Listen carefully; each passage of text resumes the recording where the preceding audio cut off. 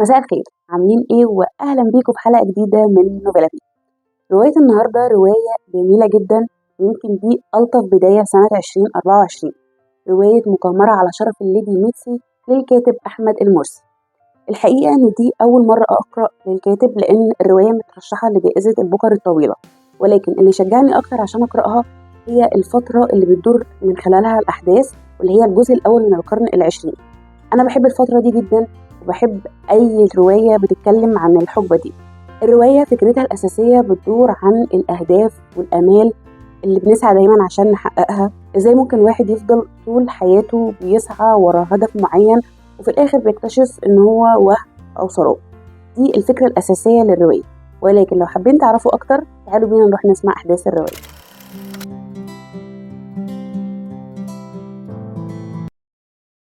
حكايتنا بتبدأ في جزيرة سعود سنة 1975، لما جه للشيخ غالب الطحاوي الخبر اللي عاش طول عمره يستناه، وهو موت ابن عمه فوزان الطحاوي. اتقال عن فوزان زمان حكايات كتير، بس كانت أهم حكاية إنه قتل عمه أبو غالب وسرقه. سرق إيه؟ محدش يعرف، بس كان غالب متأكد إن فوزان وبرغم فقره الشديد مخبي حجج شرعية لأطيان زراعية.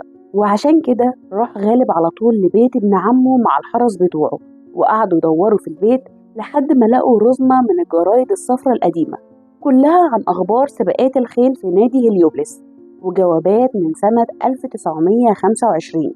ووسط الرزمة دي كانت صورة بالأبيض والأسود لفوزان وهو راكب حصان أبيض ماسكة لجامه امرأة أجنبية، وهي ميتسي خشاب، وجنبها 2 رجالة اسمهم تحت الصورة مرعي المصري وسليم أفندي حق. والتاريخ اللي مكتوب على الصورة 1920. 1920 دي السنة اللي بدأت فيها الحكاية اللي وحدت آمال 4 أشخاص مع بعض. في السنة دي كان بيعاني سليم حقي من الفقر بعد طرده من البوليس ومرض زوجته المزمن. ابتدى يدخل في سكة المراهنات. الأول كان بيراهن بالديك بتاعه، وبعد كده نصحه أحد أصدقائه إنه يراهن على الخيول. وفعلا راح سليم لمرعي المصري أشهر سمسار خيول، وعقدوا صفقة مع بعض. معروف عن مرعي المصري إنه نصاب، لكن سليم ما كانش يعرف كده، ولا حتى ميتسي خشاب اللي وصته إنه يشتري لها فرس عشان تدخل بيه سباق الخيول في هليوبلس. المهم إن الصفقة دي كانت إنهم هيروحوا مع بعض يشتروا الحصان لميتسي خشاب، وده اللي هيراهن عليه سليم حقي، ولو فاز هياخد مرعي منه 30% من المكسب، ولو خسر هيشيل سليم الخسارة لوحده. واللي ما كانش سليم يعرفه إن الحصان الفايز بيتحدد أصلا قبل السبق، الإدارة بيظبطوها مع بعض وهم اللي بيختاروا الحصان. وده اللي مرعي كان ناوي يعمله، إنه يقنعهم بفوز حصان ميتسي خشاب، لأنه هيكون حصان جديد ومحدش هيراهن عليه. المهم إن راح مرعي وسليم مع بعض جزيرة سعود عشان يشتروا خيل عربي أصيل، وهناك شافهم فوزان وانبهر بيهم. انبهر بكل حاجة جاية من مصر، ولأن في اليوم ده كان فرح ابن العمدة، واحتفالا بيه كانوا هيعملوا سباق بين الخيول.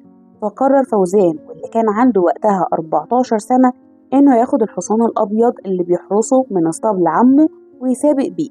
كان كل هدفه إنه يلفت نظر سليم، والغريب إنه فاز فعلا، وأعجب سليم ومرعي بالحصان وكانوا عاوزين يشتروه. لكن برجس عم فوزان رفض، وبعد إلحاح شديد من العمدة وافق برجس، ولكن على شرط إن المقابل هيكون ذهب. ولأن هما ما كانش وقتها معاهم ذهب، فقرروا إنهم هياخدوا الحصان وفوزان هيروح معاهم للقاهرة يغيروا الفلوس بذهب ويرجع فوزان بيه. لكن والدة فوزان ما كانش عندها أي ثقة فيهم، وكانت خايفة إن يكون برجس عمه اتفق معاهم يقتلوا فوزان زي ما هو قتل أخوه زمان. وعشان فوزان يطمن نفسه أخد المسدس بتاع أبوه معاه. ولكن لما وقفوا بالليل علشان يستريحوا اكتشف مرعي وسليم المسدس وأخدوه منه. وصلوا مصر وأخد سليم فوزان يبات عنده، ومرعي أخد الحصان لميتسي خشاب، المرأة الإنجليزية الحزينة الكئيبة. كانت عايشة حياة بائسة فقيرة في إنجلترا. بعد وفاة ابنها اتجوزت نعوم بك، وبقت من أغنياء مصر بعد وفاته، لكن محدش من العائلات الراقية قدر يتقبلها وسطهم. حبت تشتري حصان وتراهن بيه، لأن ابنها كان دايما بيحب مراهنات الخيول لكن عمره ما فاز. فقررت إنها تشتري حصان وتسابق بيه، يمكن لو فازت تحس إن ابنها رجع. ومن هنا اتحدت آمال ميكسي مع مرعي وسليم اللي كان بيتمنى فوز الحصان بأي شكل عشان يعالج زوجته المريضة. ظبط مرعي مع الإدارة على فوز حصان ميكسي، وجي يوم السبق اللي محققش أبدا أي نتيجة أو هدف كانوا بيتمنوه، لأن الحصان طلع بره مضمار السبق بعد ما وقع الجوكي اللي كان فوق واللي كان بيضربه بشدة. جري فوزان على الحصان وأخدوا الاسطبل، وكان وراهم الجوكي ومعاه الصوت، وقعد يضرب في الحصان وفوزان لحد ما ظهر مرعي وضرب الجوكي في اللحظة اللي وصلت فيها ميكسي خشاب وشافت المنظر قدامها، وصابتها صدمة لأن فوزان فكرها بابنها المتوفي، فعاقبت الجوكي واستبعدته، وأقنعها مرعي بأن فوزان يحل محل الجوكي لأنه عارف الحصان كويس.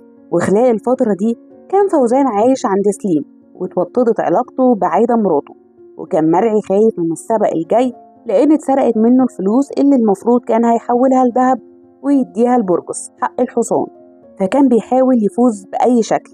لكن المشكلة إن الإدارة رفضت اقتراح فوز حصان ميكسي مرة تانية، وقالوا إنهم مش هيراهنوا على حصان خسران، فما كانش قدامه أي حل غير إن فوزان يفوز. وبدأ فعلا بتدريب فوزان على السبق، وخلال الفترة دي اتوطدت علاقة مرعي وسليم مع ميكسي خشاب اللي بدأت تميل فعلا ناحية سليم، لكن هو كان شايف فيها نفسه بعد ما تموت عايدة مراته بما إنها عاشت نفس إحساس الفقد.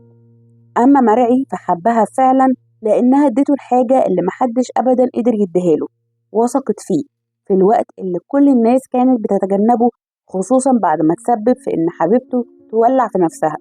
وجه يوم السبق وقدر فوزان فعلا إنه يفوز ويحقق أحلامهم كلهم. ميكسي خشاب أخيرا فازت بعد كتير من المراهنات الخسرانة، لكنها اتأكدت إن ابنها مش هيرجع.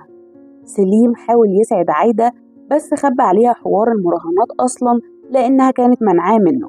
ومرعي أخدها فرصة وحاول يقرب من ميكسي، لكنها للأسف ما كانتش بتبادله أبدا نفس الشعور. وفي الوقت اللي بدأت كل حاجة فيه تتحسن وبدأ يدخلوا بالحصان أكتر من سبق ويفوزوا، ظهر برجس الطحاوي في بيت سليم حقي بيطالب بحق الحصان. ضرب عايدة وفوزان وهددهم إنهم لو ما رجعوش حق الحصان هيقتلهم. ولما سليم عرف باللي حصل جري على مرعي وهجم عليه، لأن هو كان السبب في إن علاقة سليم وعايدة بقت سيئة جدا، لأنها عرفت الحقيقة وحكاية المراهنات اللي بيعملها وسابته ورجعت لوالدها المنصورة. وخلال الأيام اللي بعد كده مشي فوزان من بيت سليم ومعاه هدومه الجديدة وطربوشه اللي هيفضل مخبيه في بيته لحد ما يكتشفوا ابن عمه بعد وفاته. راح الاسطبل يبات جنب الحصان، ولما جه ميعاد السبق الجديد ما حضرتش غير ميكسي خشاب، وكانت إدارة السبق قررت إن الحصان بتاعها ما ينفعش يفوز تاني، فقطعوا الحبل بتاعه بحيث إن أول ما فوزان يجري بيه يقع من عليه. وفعلا كان ده اللي حصل، وأثناء ما كان فوزان بيحاول يفوق لمح عمه برجس وهو جاي ناحيته، فقام بسرعة وهو مرعوب إن عمه يقتله، وفضل برجس يجري وراه لحد ما ترماي خبطه ومات تحته. وفي نفس اللحظة دي كان سليم قاعد في المقصورة اللي كان بيقام فيها السبق، وفي إيده المسدس اللي أخده من فوزان وقرر إنه ينهي حياته بإيده. أما ميكسي فبعد خسارة الحصان اتعرضت لأقصى أنواع الإهانة من البشوات اللي ما كانوش متقبلينها وسطهم، وفي لحظة انهارت كل حاجة. انتقل سليم للمستشفى وكان حظه إنه لسه عايش. راح له مرعي بالصورة اللي تصوروها مع ميكسي وفوزان واللي هيلاقيها غالب الطحاوي بعد كده عشان يعرفوا إنه خلاص ميكسي هتبيع الحصان. للحظة حس سليم إنه ضيع حياته عشان سراب، جري ورا وهم خرب حياته، لكنه قرر إنه يعمل حاجة صح في النهاية. راح سليم لفوزان في الاسطبل وساعدوا إنهم يهربوا بالحصان، واداله الصورة وركبوا القطر اللي رايح أخيرا لجزيرة سعود. رجعت ميكسي خشاب إنجلترا بعد ما فقدت كل أملها في الحياة بعد وفاة ابنها. رجعت عايدة لسليم وعاشت بعدها كذا سنة سعيدة ما كانتش بتبطل خلالهم إنها تبعت الجوابات لفوزان في الجزيرة، لحد ما انقطعت الجوابات فجأة سنة 1925. طلع الفجر وغالب الطحاوي لسه ماسك الصورة في إيده، كان كأنه شاف كل حاجة في لحظة كشف غريبة أو إلهام. اقتنع غالب إن كل الكلام اللي كان بيتقال عن فوزان كان غلط. فوزان عاش سنين كتير في الجزيرة، اتجوز وماتت مراته وهو ما خلفش منها ورفض يتجوز تاني. كانت كل الناس بتحبه لأنه كان طيب وغلبان، ولما يموت فوزان هيلاقوه ميت على جنبه زي الجنين، ضامم ايده لصدره كأنه كان في حلم وهو راكب على الحصان وبيستعد للسبق في هليوبلس.